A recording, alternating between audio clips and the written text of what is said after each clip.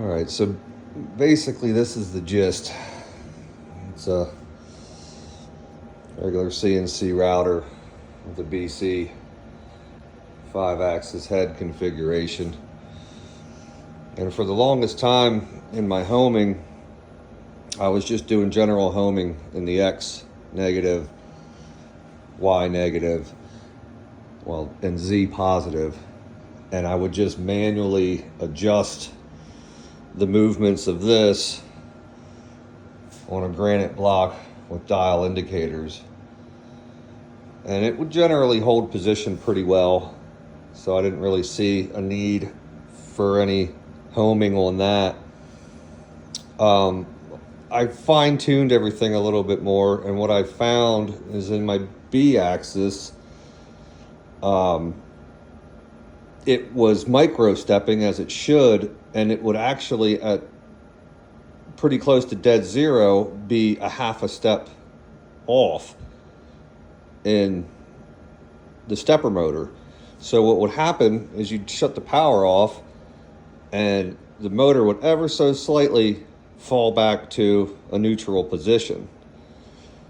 So once I found out that was happening, it was every single time I had to go back to the granite block every time I started the machine and make sure everything was set. So at that point I was like, this is ridiculous. I just need some sort of homing switches. Not really a big deal. But that also created some problems with my specific design, where I have an unlimited C-axis rotation. So I have slip rings in here that are electronic slip rings that allow current to constantly pass through to the stepper motor that's inside here and the spindle motor, no matter how many rotations the C-axis does. Pretty cool. It's pretty clean. No wires hanging everywhere. This entire unit to here spins, you'll see in a minute. But I didn't have any extra circuits in the slip ring to add a homing sensor, up here or somewhere in this general area. The C-axis moves and it homes from a plate here to this sensor, but for my B-axis to home, I move the Z down and actually home off of a fixed switch off the edge there. So I have everything working. I'll show you here in a minute. Everything's great. But what I really want to do now is add the automatic gantry square to this situation. You can see it's my little room here to keep all the dust contained. It gets pretty tight around the corner, and I was loading some panels up and I shoulder checked the side of this when the machine was off and the gantry moved. So you have to go through the whole process and manually square both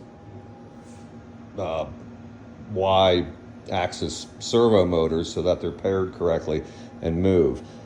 What I'd like to do is somehow modify the auto squaring macro to what I need it to do for the BC axis also, which is rather complicated. This moves till it hits the limit switch, and then I have a very specific amount of movement I have to enter to move it back to be square. Same way with the B axis. All the other axes move normally where they get close to the sensor trips and it just slightly backs away. These two axes need to be very specific and adjustable to return to their zero home position after homing. And yeah, so we'll run it through a homing procedure here, and maybe you'll get a little bit of a better idea.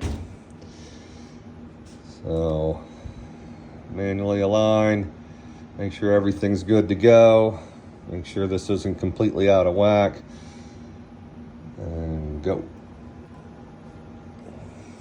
And it does Z, it does Y, it does X.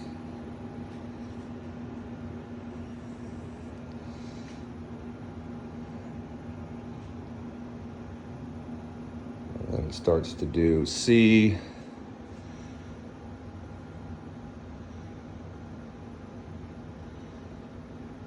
And the feed rate on the C movement is really low, but that sensor trip needs to be extremely accurate. So I'm running at like a feed rate of 20. And I decided to not wrap it back. I do a feed rate of like 40 back to 0.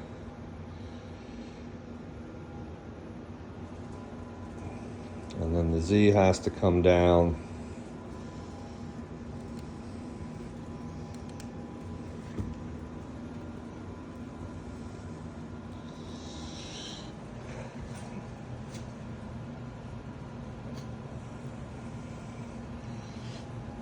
And then I will just catch the edge of the spindle motor.